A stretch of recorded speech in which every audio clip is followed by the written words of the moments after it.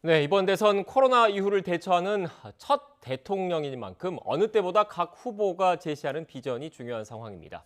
이재명, 윤석열 두 후보가 오늘 각자의 경제, 미래 비전을 언급했습니다. 여야 의원들과 관련된 내용 좀 더 자세히 들어보겠습니다. 전재수 더불어민주당 의원, 성일종 국민의힘 의원 나오셨습니다. 안녕하십니까? 네, 안녕하십니까? 네, 안녕하세요. 일주일 잘 지내셨습니까? 네. 먼저 앞부분에 좀 정책 관련된 이야기를 좀 해봐야 될 것 같은데요. 이재명 후보 경제 비전 발표 관련해서 녹취를 듣고 대담 이어가겠습니다.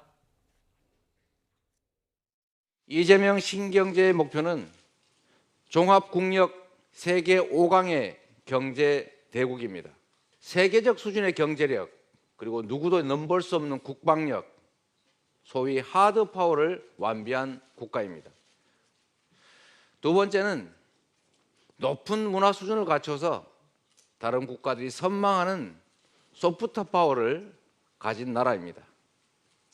세 번째는 상시적으로 혁신하고 늘 미래를 지향하는 혁신 국가입니다. 인권과 다양성이 보장되는 개방형 국가, 세계 5강, 이 말을 하는 저도 가슴이 벅차오릅니다. 네, 이재명 후보의 녹취 들었는데 전 의원님, 구체적으로 세계 5강의 경제 대국 어떻게 만들겠다는 겁니까? 그러니까 조금 전에 말씀을 하셨듯이 네. 지금은 이제 대전환의 위기에 처해 있습니다. 이 위기라는 것은 곧 이제 기회라는 이야기하고 뭐 똑같을 네. 텐데 우리가 이제 디지털 전환의 위기, 또 글로벌 공급망 재편의 위기 이런 것들을 잘 극복을 하고 우리가 이 새롭게 재편되는 세계 질서에서 주도권적인 위치에 서게 되면 세계 5강에 진입할 수 있다는 것이고, 그리고 그것을 하기 위해서 국내 여러 가지 이제 여러 가지 혁신들을 쉼 없이 하겠다는 것입니다. 이제 기본적으로 경제 혁신, 산업 혁신, 교육 혁신, 기술 혁신, 혁신 성장을 통해 가지고 내적 동력을 가지고서 세계 5강 세계 5강에 진입하겠다라는 이제 비전을 오늘 이제 이재명 후보가 발표를 하신 겁니다. 네, 그러니까 제가 좀 찾아보니까 코스피 5천 달성, 그리고 국민소득 5만 달러 이렇게 여러 경제적인 역량을 갖춰서 종합국력 세계 5위를 달성하겠다, 이른바 555 성장 공약인 것 같더라고요. 그래서 저희들이 이제 사실은 이제 이명박 후보께서 이제 747 네. 공약이 있었지 않습니까? 뭐 세계 7위 무역대국, 뭐 경제 성장률 5%뭐 이런 식으로 이제 했는데 이게 숫자로 이제 하면은 국민들께 잘 와닿죠. 네. 그런 측면에서 이제 이재명 후보의 말하자면 성장 전략을 포함한 이 말하자면 이제 대한민국의 국가 전략 비전을 다양한 분야와 다양한 측면에서 이제 오늘 발표를 했고, 그 핵심적으로 이제 555를 오늘 이제 발표를 한 겁니다. 그래서 우리가 이제 G7을 넘어서 G5를 향해서 나아간다라고 늘 이야기를 했는데 그 구체적인 그 구상을 오늘 국민들께 소상하게 설명을 드렸다. 좀 긴 내용이긴 했는데 차분하게 하나씩 뜯어보면 사실은 국민들께서 이룬 성과 위에 이재명 후보가 비전을 제시했다, 이렇게 이제 보시면 될 것 같습니다. 네, 이런 공약에 대해서 어떻게 보십니까? 현란한 말솜씨로 국민 속이는 거에 대한 정말 대단한 후보라고 생각을 합니다. 정말 이 555 얘기를 했는데 옛날 이명박 대통령이 얘기했었던 747에 대해서 기망이라고 비판을 했었거든요. 그러면 과연 이게 가능할까요? 저는 555가 정말로 실현되는 나라가 됐으면 좋겠습니다. 그러면 어떻게 해야 되느냐? 주가지수 5,000이라고 얘기를 했는데 선진국 지수에 편입이 되려면 우리가 외환거래가 완전히 자유화돼야 됩니다. MSCI 지수 말씀하시는 그렇습니다. 겁니까? MSCI 지수에 편입을 하려면 완전히 저희가 외환거래가 자유화가 돼야 돼요. 역내외를 막론하고. 가능합니까? 가능하죠. 자, 두 번째, 공매도를 완전히 다 폐지해, 부활해야 됩니다. 모든 종목을. 민주당이 반대하고 있잖아요. 공매도 없이는 이게 선진국 MSCI 지수에 편입이 불가능한 얘기예요. 두 번째, 소득 5만 달러 얘기하셨는데 소득 5만 달러 들어가려고 하면 연평균 경제 성장이 얼마가 돼야 되는지 아십니까? 연간 10%씩 성장을 해야 됩니다. 세계에서 1등 성장한 나라가 대만이 6% 성장을 했어요. 4.4% 정도를 5년간 대만이 성장을 했거든요. 가능합니까 이게? 정말 불가능한 이야기를 대권 후보가 지금 막 얘기하고 있습니다. 그래 놓고 나서 이제는 무슨 얘기냐면 이는 방향과 비전 제시했다고 그래. 공약을 해놓고 안 될 것 같으니까 방향과 비전을 제시했다라고 또 살짝 말을 바꿉니다. 대장동 사건에 있어서 자기 부하를 자기가 그 아꼈던 그 직원들 전혀 모른다고 해놨다가 사진을 내놓으니까 인지를 못했다는 거고 똑같아요. 과연 대통령 후보가 국민한테 내놓는 이 공약이라고 한다면 저는 이 비전, 공약은 아니지만 비전이라고 얘기할 수 있다고 생각합니다. 꿈을 줄 수 있으니까. 그러나 공약이라고 하면서 비전이라고 얘기하면 안 된다는 거예요. 어떻게 이렇게 말을 바꿀 수 있는가. 저는 이재명 후보의 진심이 뭔가, 그리고 정말로 이 큰 대전환을 얘기하면서 큰 공약을 얘기한다고 한다면 정말 연간 10%씩 성장할 수 있는가, 선진국 지수에 들어갈 수 있을 만큼 공매도 완전히 다 풀고, 그리고 이 역 내외의 모든 외환 자유에 대한 역외 시장을 다 개방할 수 있는가, 이거부터 얘기하십시오. 우리 성일종 의원님께서 오늘 공부를 좀 많이 해가지고 오신 것 같은데. 제가 경제 전문가입니다. 네, 정확하게 하셔야 될 게 오늘 발표한 것은 신경제 비전입니다. 신경제 공약이 아니죠. 공약이라고 발표했거든요. 신경제 비전 발표입니다. 네. 예, 정확하게 제가 수정을 해드리고요. 그 다음에 지금 공매도 말씀을 하셨는데, 그거는 이제 우리 이제 종합주가지수가 5,000포인트까지 가는데 하나의 이제 고려 요소고, 이 공매도 때문에 5,000포인트를 못 가는 것은 아니죠. 그리고 공매도는 이미 기관 투자가라든지 큰 손들과 개인 투자자들 사이에 기울어진 운동장이죠. 그렇기 때문에 공매도는 반드시 손을 봐야 됩니다. 폐지하는 것이 아니고 손을 봐야 되고, 기울어진 운동장을 평평한 운동장, 그리고 운동장으로 만들고, 개인 투자자들이 주식시장에 들어가가지고 이 공매도 때문에 피해를 보는 이런 사유는 최소화하기 위해서 저희들이 대책을 만들고 있고, 그것은 국민의힘도 마찬가지입니다. 그리고 요즘 이제 코리아 디스카운트 이야기를 많이 하는데, 네. 코리아 디스카운트만 해소가 되더라도 종합주가지수 지금 3,000포인트 지금 아래로 내려와 있는데, 이 5,000포인트 충분히 갈 수가 있는 겁니다. 불가능한 것이 아닙니다. 그래서 오늘 그 다음에 우리 사회에 여러 가지 이제 새로운 산업들이 많이 출현을 하고 있습니다. 바이오라든지 한국의 문화 콘텐츠 산업이라든지 여러 가지 것들이 있습니다. 얼마 전에도 이제 윤여정 씨 비롯해가지고 골든 글로브도 받고 이제 이런 성과들을 내고 있는 거 아니겠습니까? 그래서 혁신 성장, 공정 성장을 통하면은 우리가 세계 5강 대열에 들어가지 못한다, 이렇게 이제 단정적으로 말씀하시기가 이제 어렵고, 오늘 말씀드린 것은 분명히 드리는데 신경제 비전을 이제 발표한 거다, 이렇게 말씀을 드리도록 제가 하겠습니다. 잠시만요. 제가 중간에 지금 그 전문 용어들이 좀 나와서 시청자 여러분 좀 이해를 돕기 위해서 간략하게 좀 말씀을 드리면, 앞서 공매도와 관련해서 지금 말씀을 좀 해주셨는데, 일단 그 주식을 빌려서 먼저 내다 판 다음에 주가가 떨어지면 다시 되갚는, 그러니까 주가가 하락했을 경우에 이익을 보는 투자 기법을 공매도라 하기 때문에 좀 이 부분은 좀 이해를 해주시면 될 것 같고, 앞서 또 코리아 디스카운트 같은 경우에는 뭐 남북 관계라든지 여러 위험 요소가 우리나라 기업이 외국에서 돈을 빌릴 때 뭐 금리를 더 많이 쳐준다거나 이런 걸 뜻한다는 말씀을 참고로 좀 말씀을 좀 드릴게요. 네. 정확하게 공약 발표한 게 맞고요. 그러니까 이제 가가지고 말을 좀 바꿔서 방향과 비전을 제시했다 그러는데, 문재인 정부가 5년 동안 연평균 1.85%씩을 성장을 했어요. 평균으로. 우리가 10%를 성장한다고 한다면 어떤 비전이 있죠? 없습니다. 어떤 항목으로 할 거예요? 어떤 품목을 앞장 세워가지고 세계적인 그런 삼성전자 같은 이런 기업을 만들어낼 건가요? 낼 것인지에 대한 계획도 없이, 또 주가 5천 늘상 얘기를 했습니다. 제가 이거 비판도 많이 했는데, 정말 5천 가면 얼마나 좋겠어요. 모든 국민이 바라는 희망입니다. 그러나 이 안에 우리가 선진국으로 편입되지를 아니하면 저평가를 정상적 평가로 올릴 방법이 없어요. 지금 이머징 마켓에 들어가 있기 때문에 도저히 안 되는 것을 지금 이렇게 한다. 그러면 이런 허들을 없앨 수 있는 방법이 뭐냐? 여기에 시장에 대한 자유화예요. 이 공매도에 대한 자유화예요. 이런 것들에 대한 고민 없이 무턱대고 국민들한테 꿈을 준다고 하는 것은 과연 저는 이 대권 후보인가 저는 의심하지 않을 수가 없습니다. 성일조 의원님께서 이재명 후보 오늘 발표한 경제비전 발표 내용을 아마 중간점 읽다가 아마 시간이 없어서 뭐 다 끝까지 못 읽으신 것 같다는 느낌이 드는데요.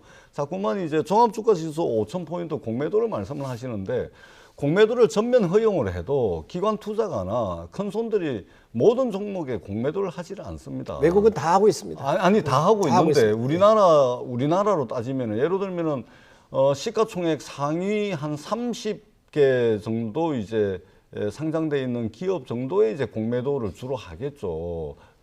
그러기 때문에 우리 의원님께서 이제 공매도를 뭐 지금 종합 그 코스피 시장에 지금 상장돼 있는 기업이 한 1,200개 되지 않습니까? 그다음에 그 코스닥 시장이 한 1,200, 300개 해가지고 이 코스피, 코스닥 하면 한 2,500개 정도 기업이 상장돼 있는 걸로 알고 있는데 전부 다 하더라도 실제 공매도를 통해 가지고 거래를 하는 비중은 적습니다. 그러니까 공매도를 전면 허용해야지 종합주가지수가 5,000포인트 가고 전 세계 기관 투자가라든지 뮤추얼 펀드라든지 이런 것들이 이제 한국 주식을 편입할 거다라고 전제를 하는 것은 그 전제 자체가 잘못됐다는 말씀을 드리겠습니다. 시간 나시면 꼼꼼하게 처음부터 끝까지 중간에 그만 읽지 마시고 끝까지 한번 읽어봐 주세요. 우리가 연간 10%씩 성장할 수 있습니까, 전 의원님?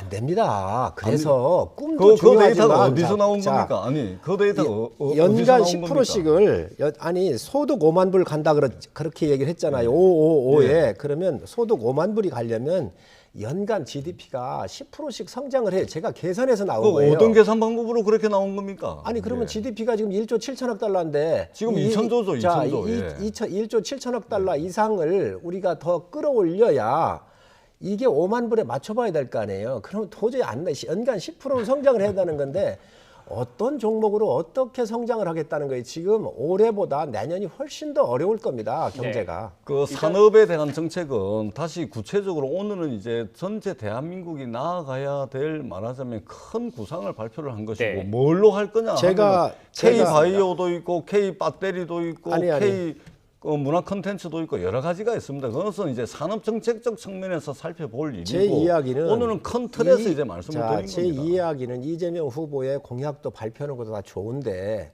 그럼 555의 공약 발표라고 얘기를 했거든요. 그러면 또 이 공약 발표를 했다가 방향과 비전 제시라는 말로 또 슬그머니 빠져나가는데 도대체 후보의 진심이 뭔가? 이렇게 오락가락 후보를 네. 국민이 신뢰할 수 있는가? 저는 알겠습니다. 555 공약 좋습니다. 그러나 이게 우리 꿈이라고 처음부터 꿈을 얘기를 해야지요. 네. 일단 저희가 오늘 그 다룰 주제가 많아서 지금 다른 공약도 좀 얘기를 좀 해봐야 될 것 같아요. 교육 관련된 공약이 좀 나온 게 있어요. 일단 수능 초고난도 문항 출제를 없애겠다 이런 발언이 있었는데 이게 지금 그 지난해 치러졌던 수능과도 좀 연관이 좀 있다고 봐야 되는 겁니까? 그렇습니다. 그 2022학년도 이제 수능 시험을 네. 보게 되면 이게 제 딸아이도 수능을 봤거든요. 네. 그래서 제가 더 관심을 가지고 좀 들여다봤는데 소위 말해서 이제 학부모와 학생, 교사들의 평가는 불수능이었다. 네.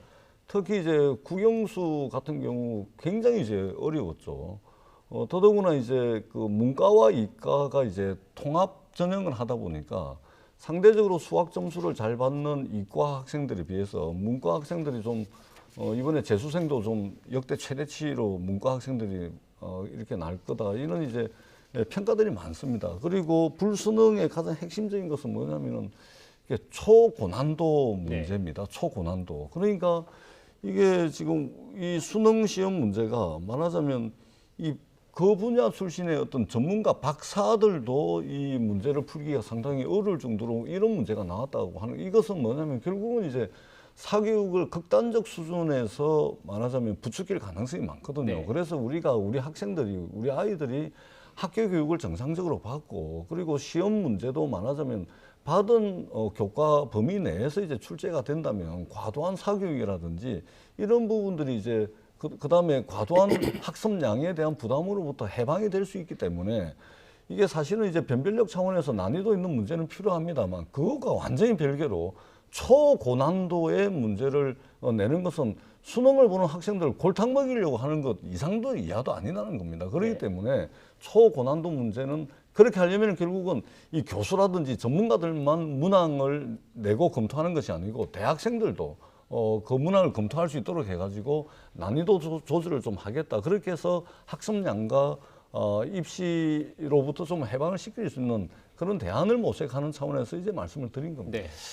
코로나 영역에서 우리가 의학의 분야를 정치가 침범을 했습니다. 네. 과학자들의 이야기를 이 과학의 영역을 정치가 들어가 가지고 망가뜨려 놨잖아요. 전문가들 의견 잘 들었으면 코로나를 아마 이렇게 망치질 않았을 겁니다. 그런데 교육의 문제는 교육자들한테 맡겨야지요. 네. 그래서 초고난도의 문제가 됐든 뭐 어떤 문제가 됐든 간에 저는 교육의 영역에 있는 전문가들한테 맡기는 게 좋겠다.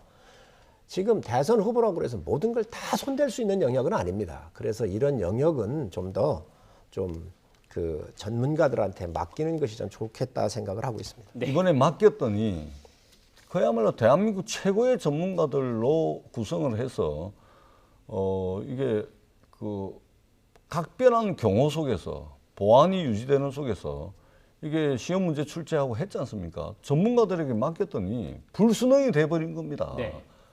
전문가들이 바라보는 시각과 학생, 학부모, 교사가 바라보는 시각은 틀립니다. 그런 측면에서 대학생들이 문항을 검토할 수 있도록 또는 교사들이 문항, 물론 이제 교사들도 참여를 했습니다만 이처럼 이제 이 눈높이를 좀 맞춰야 되는 측면이 있는 겁니다. 우리가 이제 전문가의 함정에 빠진다 그러는데 전문가가 세상 물정 다 알고 세상 만사 진리를 다 아는 것처럼 그렇게 해가지고 결국은 전문가의 함정에 빠지는 일들이 얼마나 많이 봐왔습니까? 네. 그런 측면에서 불순응이 되지 않도록 더 많은 이해관계자들을 문항 검토에 참여시키는 것은 굉장히 올바르다. 전문가에게만 지금 맡길 일은 시간- 아니다. 네. 이 말씀을 수월성과 드리겠습니다. 수월성과 분별력을 판단하는 것도 교육 전문가들의 영역입니다. 저는 전문가들한테 맡기는 게 맞다고 네, 생각합니다. 알겠습니다. 지금 벌써 시간이 꽤 많이 흘러서 속도감 있게 좀 진행을 하겠습니다. 윤석열 후보의 공약도 좀 들어봐야 될 것 같은데 오늘 마침 신년 기자회견을 열었습니다. 관련된 녹취를 듣고 성일종 의원님의 이야기를 먼저 들어보겠습니다. 우리의 목표는 이제 명확합니다. 첫째, 위기의 코로나 상황을 선진국으로 도약할 기회로 바꿔야 합니다. 포스트 코로나 대응위원회를 구성해서 코로나가 가져온 충격을 혁신으로 바꾸겠습니다. 임대료를 임대인, 임차인, 국가가 3분의 1씩 나누어 분담하는 임대료 나눔제를 도입하겠습니다. 아동, 가족, 그리고 인구 등 사회 문제를 다룰 부처들의 신설을 추진하겠습니다. 아이 갖기를 원하는 국민을 지원하기 위해 전 국민을 대상으로 부모 급여를 도입하겠습니다.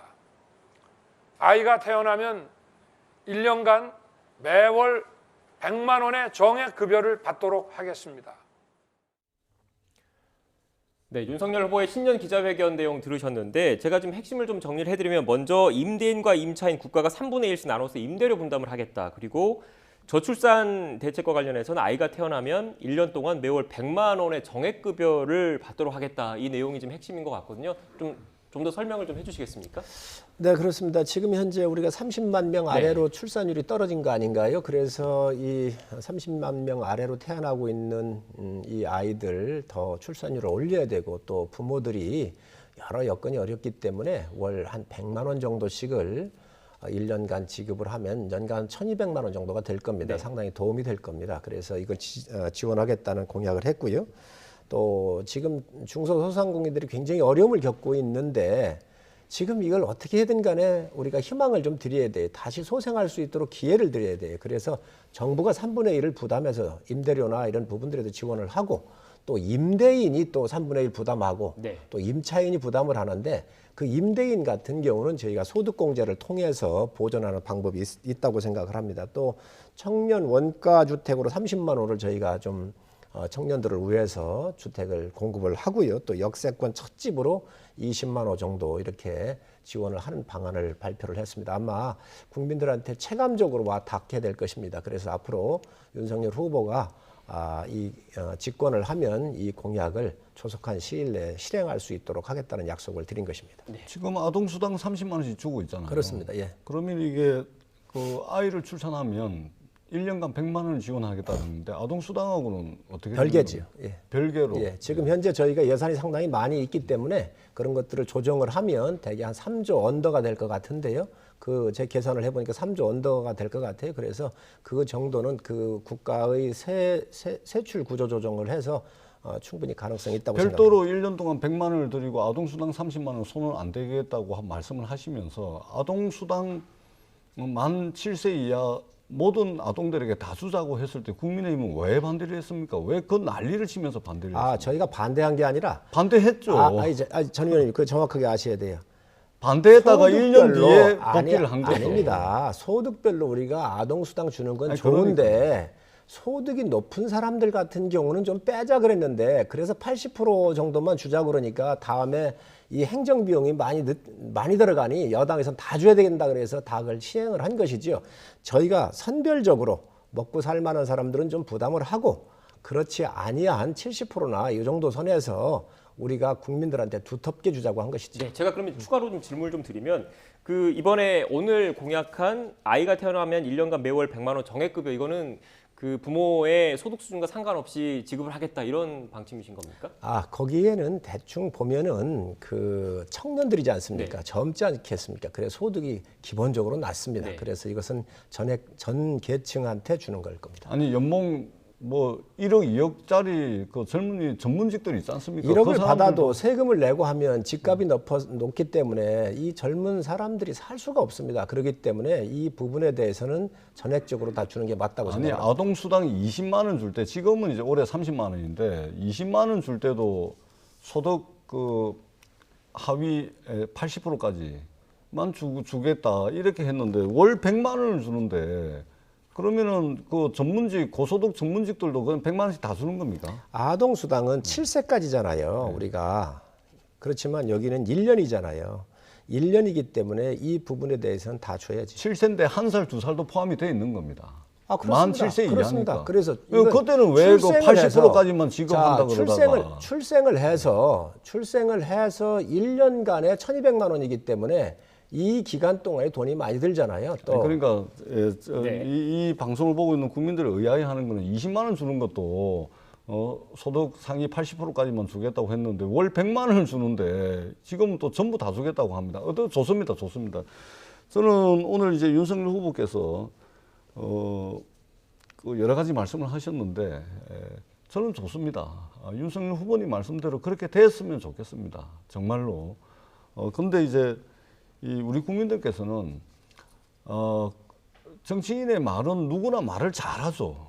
윤석열 후보는 이제 말실수를 좀 자주 하시는 편이긴 한데 말은 다 잘하죠. 뻔뻔하게 잘합니다. 근데 말만 보고 이제 결정하는 것이 아니고 그분이 과연 저 말을 실천할 수 있는 실천력과 또는 실력과 능력이 있는지 없는지를 걸어온기를 통해서 판단을 하게 되는 겁니다. 그런 측면에서 최근에 이제 여러 여론조사를 보게 되면 코로나 극복을 가장 잘할 사람 후보 누구냐? 이재명. 경제를 가장 잘 이끌 사람 누구냐? 이재명. 네. 또 일자리, 외교, 남북 문제 이거 잘할 사람 누구냐 하면 대체적으로 국정 수행 능력에 있어서는 이재명 후보가 윤석열 후보를 압도를 하고 있거든요. 그런 측면에서 오늘 발표를 하셨는데 정말로 윤석열 후보께서 저것이 될 수 있도록 각고의 노력 그리고 국민의힘 원내 지도부 그다음에 정책위에도 저 의견을 좀 전달해서 앞으로 국정 운영의 네. 파트너로서 알겠습니다. 협력을 좀 해주십사는 한 말씀을 말씀만 드리겠습니다. 드리면 거짓말 제일 잘할 사람 누구 했더니 이재명이 나왔습니다. 윤석열 후보는 진심을 다해서 얘기를 하는 것이고 알겠습니다. 일단 지금 지적하신 그 이 약속들은 반드시 지키겠습니다. 이거 어느 여론조사인지 저한테 궁금할 보내주십시오. 거를 저희가 좀 논의를 좀 진척을 시키기 위해서 앞서 정액급여 관련해서는 좀 세부적인 내용을 좀 더 말씀을 해주셨는데 일단 임대인, 임차인 국가가 3분의 1씩 임대료 분담한다는 그 공약이 있잖아요. 이 궁금한 게 지금 임대인 같은 경우에는 뭐 소득공제라든지 이런 걸 통해서 인센티브를 주겠다라고 말씀하셨는데 임차인은 뭐 자신이 부담을 해야 되니까 빼고요. 국가는 어떤 식으로 분담을 한다는 겁니까? 임대료를 100만 원을 네. 이렇게 계산을 했잖아요. 그러면 30만 원 정도는 임대인이 부담을 하고 또 차용해서 쓰고 있는 임차인이 한 30%, 또 나머지 30%는 국가에서 지원을 해서 지금 재난지원금 주거나 현금 지원하는 거 있잖아요. 네. 그런 명목으로 예산을 확보를 해서 추가적으로 주면 될 겁니다. 네. 그러니까 세세한 건 저도 이제 질문을 좀 안 드리려고 그랬는데 기왕이 이야기가 나왔으니까 월 30만 원 내는 임차인도 있습니다. 월 10억 내는 임차인도 있습니다. 그거 어떻게 할 겁니까? 월 그렇잖아요. 10억을 내는 임차인이 있죠. 왜 사무실 중소소상공인입니까? 아니 그러니까 어떻게 하실 거냐고. 중소소상공인은 매출액 기준이 있습니다. 정부가 갖고 있는. 아니 그 그러니까 사람들을 3분의 1씩 중심으로 부담을 사는 것이- 하겠다 그러니까. 그러니까 그러나 규모의 차이는 있겠죠. 아주 적은 소상공인도 있을 거고 그거보다는 좀 큰 것도 있겠지만 중소소상공인에 대한 국가적 기준이 있습니다. 10억을 내는 사람들은 중소소상공인이 아닙니다. 1,000만 원짜리 임차인은 1,000만 원짜리 임차인 같은 경우는 그 매출액을 가지고 국가에서 정하는 룰이 있지요. 룰이 없습니다, 지금. 왜 없습니까? 그걸 중소소상공인에 대한 기준은 우리가 100만 원씩 줄 때 다 기준이 있잖아요. 그 기준 하에 들어오면 이런 지원을 혜택을 받을 수 있는 그러니까 것이죠. 제가 세세한 걸 여쭈려고 그러면 한도 끝도 없었어. 그냥 뭐 큰 틀에서 잘 됐으면 좋겠다. 말씀하신 대로 됐으면 좋겠다라는 말씀을 드리는 네, 겁니다. 알겠습니다.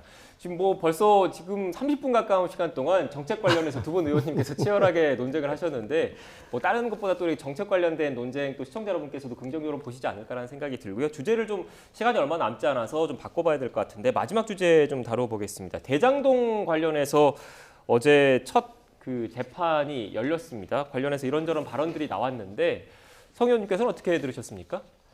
대장동의 주범은 이재명 후보가 아닌가요? 어제 거기에서도 이재명 시장께서 성남시에서 하라고 하는 대로 했다. 네. 이제 본인들 죄가 없다는 거 아닙니까? 자, 그런데 제가 이걸 하나 만들어 왔습니다.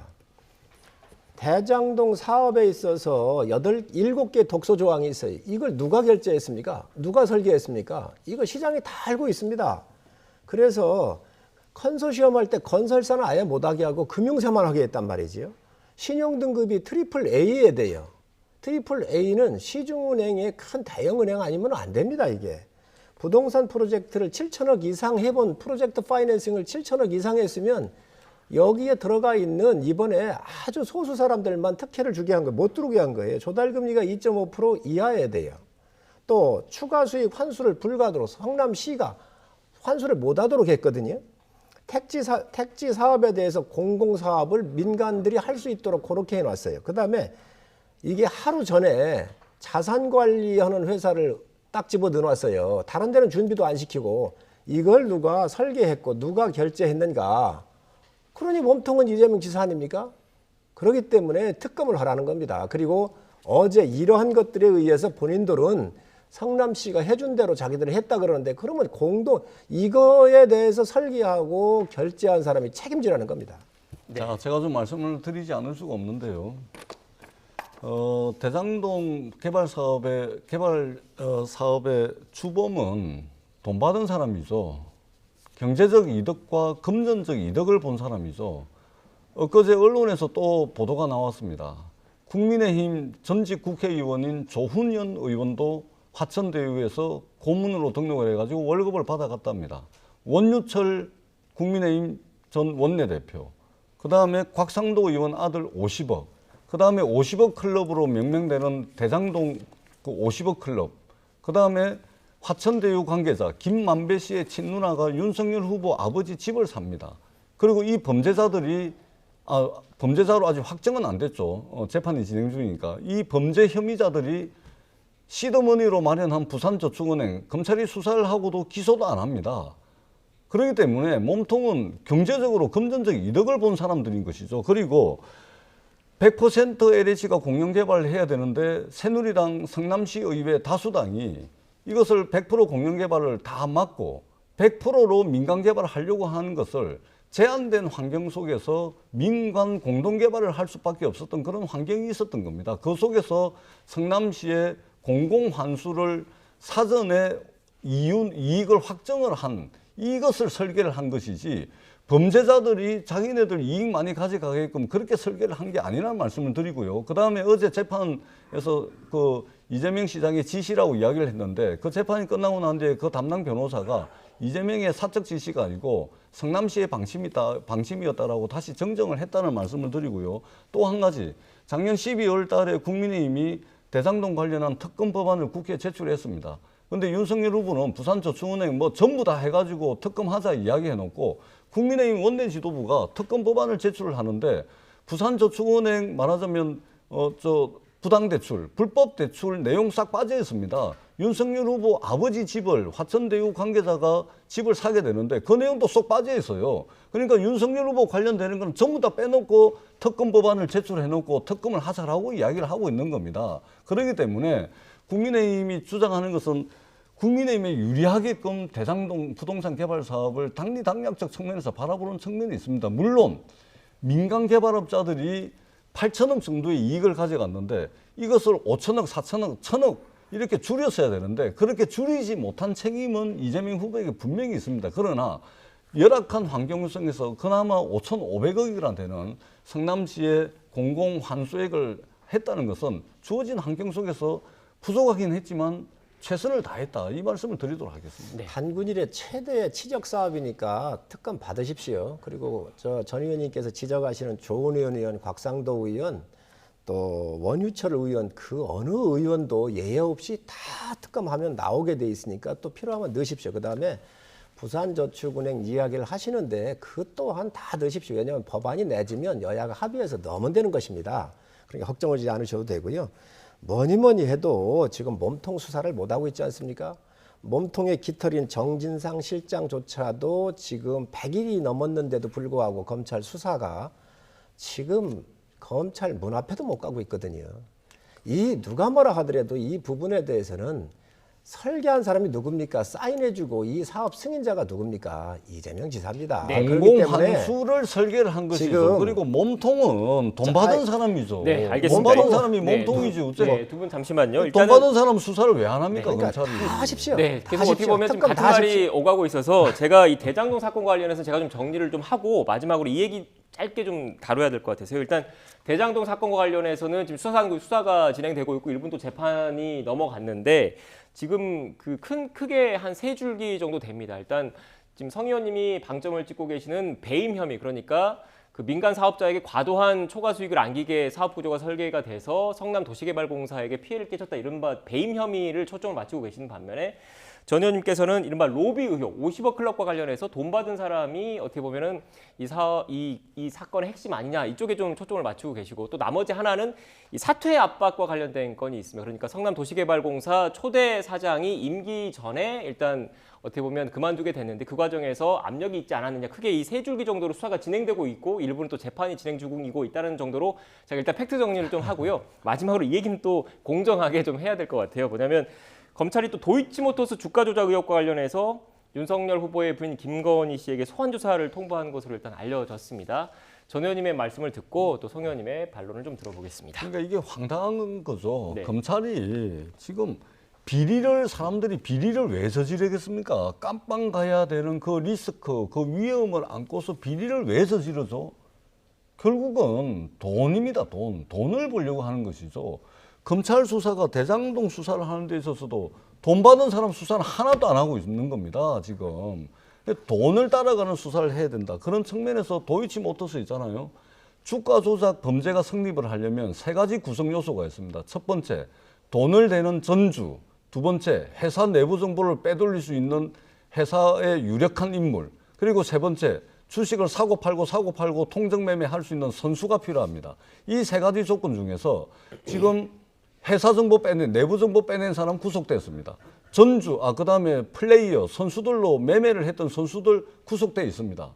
그런데 전주만 돈을 댔던 전주, 김건희 씨와 그 모친은 수사도 안 받고 있는 겁니다. 어떻게 해가지고 나머지는 다 구속이 됐는데, 전부 구속이 됐는데 유일하게 김건희 씨만 빠져나와 있는 겁니까? 이것이 말이 됩니까? 그렇기 때문에 지금 면죄부를 주기 위해서 소환을 하는 것인지 아니면은 철저한 수사를 하기 위해서 소환을 하는 것인지는 저는 굉장히 의문스럽습니다. 검찰이 그동안 대장동 사업도 마찬가지고 해온 바에 의하면 굉장히 의문스럽지만 저는 검찰이 이제라도 주가 조작 사건의 구성 요소에 맞춰서 철저한 수사와 사법적 판단을 해야 된다, 이렇게 생각을 합니다. 네. 2가지만 말씀드리겠습니다. 대장동에 뭐 돈 추적을 하면 다 나온다. 100% 맞는 말씀입니다. 그러니까 추적하십시오.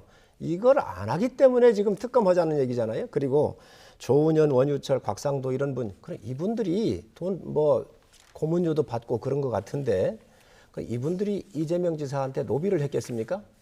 문제는 그분들 돈 잠깐, 주려고 그렇게 설계를 했겠습니까? 잠깐만요. 그분들 돈 주려고 잠깐만요. 이재명 후보가 그렇게 잠깐만요. 설계를 했겠습니까? 이분들이 이재명 지사한테 노비를 했다는 겁니까? 그럼 이재명 지사가 밝히면 됩니다. 누가 와서 노비하더라고. 왜? 그래서 본인이 사인해서 설계 승인을 했다.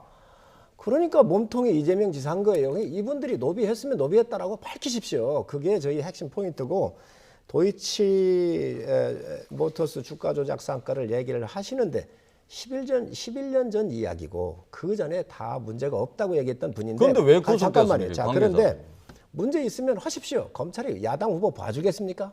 저희가 봐달라고 해도 안 봐줄 겁니다. 아무리 뒤져도 나오지 않았는데 이게 마무리가 됐든 뭐 다른 방향이 됐든 저희가 야당에서 아무리 이야기해도 소용이 없으니 여당에서 마음껏 하십시오. 그러니까 검찰에 윤석열 후보와 특별한 관계를 맺고 있는 분들이 아직도 많이 있죠. 그다음에 11년 전에 그러니까 윤석열 후보가 검사로 있을 때 서울중앙지검장 검찰총장으로 있을 때는 도이치모터스 사건에 대해서 경찰이 내사를 하고 그다음에 엄청나게 많은 사실적 관계들을 내사 보고서를 수사 보고서를 다 썼음에도 불구하고 수사조차 안 됐던 겁니다. 그런데 윤석열 후보가 검찰을 떠나니까 결국은 내부 정보 빼돌린 사람 권오수 회장 구속돼 있죠. 주식 사고 팔았던 선수들 전부 구속돼 있죠. 지금 그러고 있는 겁니다. 어떻게 범죄 주가 조작 사건 범죄가 성립을 하려면 전주와 내부 정보와 선수가 딱 한 몸이 돼야 되는 겁니다. 그런데 어떻게 팔다리는 구속돼 있는데 몸통이 구속이 안 됩니까? 이 팔다리의 주인이 누굽니까 도대체? 그런 측면에서 네. 검찰이 철저한 수사를 해야 된다. 지금 이 말씀을 드리는 겁니다. 검찰 수뇌부 김호수 검찰총장, 지금 서울중앙지검장 박범계 법무부 장관의 후배에서 친정권 인사하고 다 포진돼 있지 않습니까?